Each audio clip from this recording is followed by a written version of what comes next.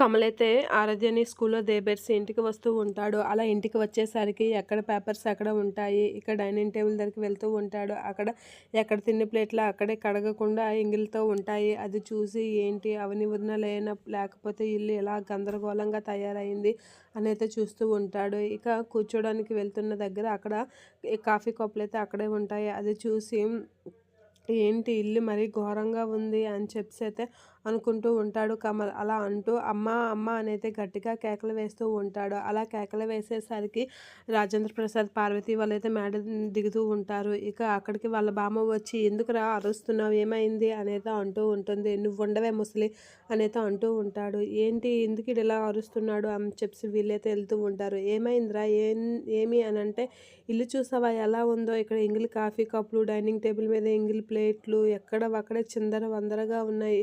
అవని వదిన ఉండేటప్పుడు ఇల్లు ఇలానే ఉండేదా అని చెప్పి అంటూ ఉంటాడు. ఏంటమ్మా ఇల్లు ఎలా ఉంది అని చెప్పి కమల్ అయితే గట్టిగా అడుగుతూ ఉంటాడు. అలా అడిగేసరికి రాజేంద్ర ప్రసాద్ అయితే అంతా గమనిస్తూ ఉంటాడు. ఇక పార్వతి అయితే ఏమనలేక అలా తలదించుకుంటూ ఉంటుంది. తలదించుకుని ఏం చేయలేక అలా చూస్తూ ఉంటుంది. ఇక అక్షయ్ అయితే డైనింగ్ టేబుల్ అవన్నీ అయితే చూస్తూ ఉంటాడు.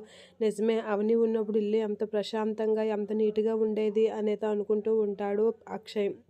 ఇక దేవుడి గది చూసావా ఎలా ఉందో, ఎంత నీట్గా ఉండాలో దేవుడి గది, అలాంటి దేవుడి గది కూడా నీట్గా లేదు అని చెప్పి అక్కడ వాడిపోయిన పువ్వులు అన్నీ చూపిస్తూ ఉంటాడు కమల్. అలా చూపించి అవని వదిన ఉండేటప్పుడు ఇల్లు ఇలానే ఉండేది, అసలు అవని వదిన లేకపోయేసరికి ఇల్లు ఎలా మారిందో చూసావా, మనము ఒక మనిషి లేకపోతే ఇల్లు ఇంత చిందరవందంగా ఉంటుందని అర్థమవుతుందా అని చెప్పి అంటూ ఉంటాడు. ఏంట్రా నువ్వు మాట్లాడేది అని అంటే, నువ్వు ఉండవే ముసలి వదిన గురించి ఏ ఒక్క మాట్లాడినా నీ నాలుగు కోస్తానని చెప్పి అయితే వాళ్ళ నాన్నమ్మకి వార్నింగ్ ఇస్తూ ఉంటాడు. ఇక రాజేంద్ర ప్రసాద్ అయితే పార్వతి కసి అలా చూస్తూ ఇలా అంటూ ఉంటాడు.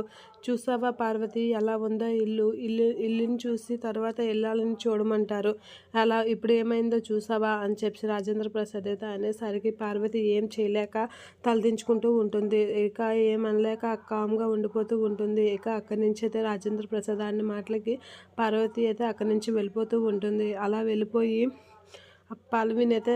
పల్లవికి అయితే చెప్తూ ఉంటుంది పనులు.